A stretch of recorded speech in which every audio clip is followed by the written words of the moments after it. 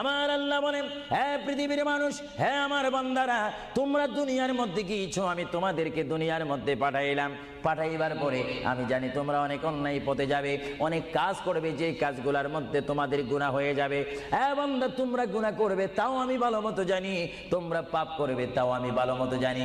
বান্দারে, পাপ করার পরে, গুনাহ করার পরে একাই কি মসজিদের মধ্যে তোমরা কেঁদেছো, রব্বানা যালামনা, বলেন রব্বানা যালামনা আনফুসানা ওয়া ইল্লাম তাগফির লানা ওয়া তুরহামনা লানাকুনান্না মিনাল খাসিরিন বলে বলে মসজিদে কেঁদেছো, আসরের নামাজ পড়ে কেঁদেছো, যোহরের নামাজ পড়ে কেঁদেছো, মাগরিবের পড়ে কেঁদেছো, এশার নামাজ পড়ে কেঁদেছো।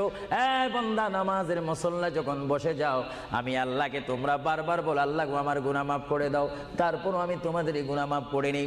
তারপরও তোমরা নিশি রাত্রে, মানুষ যখন ঘুমে যায়, তোমার বিবি যখন ঘুম যায়, তোমার ছেলে যখন